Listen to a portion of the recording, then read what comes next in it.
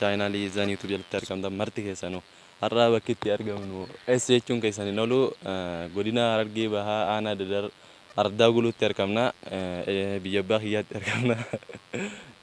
Gaarri isin duubatti argamu kun eessa jettanii gaafachuu maltu gaara kanaan isin wal barsiisuuf as iddoo kana dhufe gandi gamanaa kunis ganda Hassan Jaamaa gandi kun ganda keenya abbaan kiyyaa si dhalate jechuun anis dhaloonni kiyyaa suma yoon jeesni ta'a. Saniifuu gaara kanaan wal isin barsiisuu fi anarrallee yoo jira saniifuu maqaa gaara kanaatii fi qarreelee babbareedduu tanalaa qarree babbareedduu takka jira.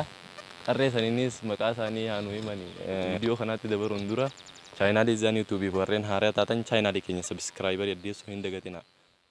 YouTube saa kana mee baay'isaa chaayinaala kana heddummee isaadhaa fi maqaan kiyya Qadiir Abdii Saniin jaama innis kanuma Qadiir Hayyaati.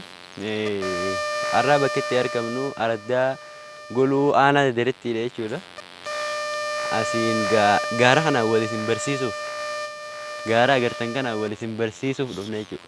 Gaarri kun afaanin namaan dubbata osoo beektani afaan guddaa kana qaba jechuudha. Amma gaachirraa seegal laggaa qarree diimtuuchi agartan gartame qarree biyyoo jaanii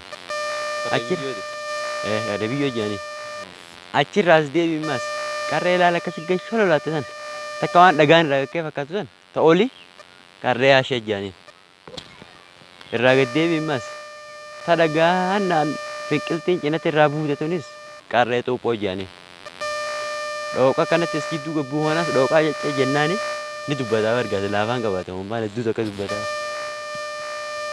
Achiinis garagali gaara kunis gaara jaamii jaama qarreen isa gubbatti argamtu qarree jaafareeti jechuudha.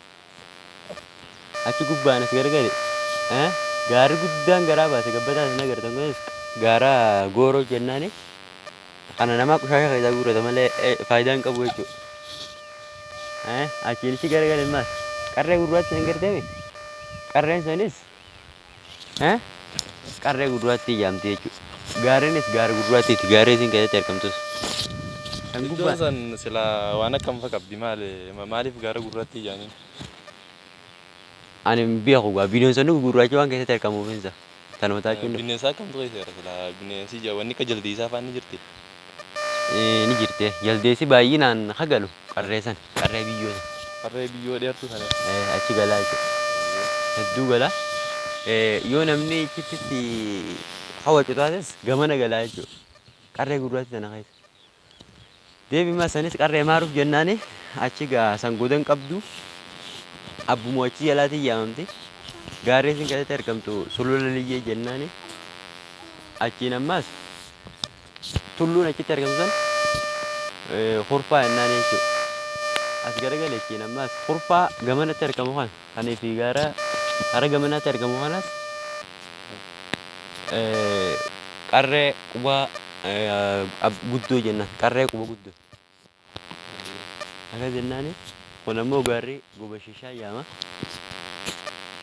kun goba shishaadha sun ammoo taantaa damee dheertu san qarree Maammat Umar jennee jaamna jechuudha.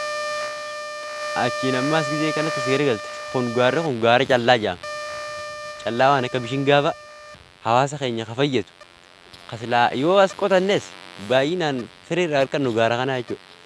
Mootummaan nu dhorke malee. Achiinas garagalee gaarri amma fuuldura keenyatti argamu aduun hedduutti hin baane ganamaan lafaan okaasa kun mucaanii beektaa akkuma daawwannaa sana fadha. Waan akkanaa daawwattoota keenya kunis qarree Maammat Abdii jennaani eenyumaa yeroo fayyadaniif.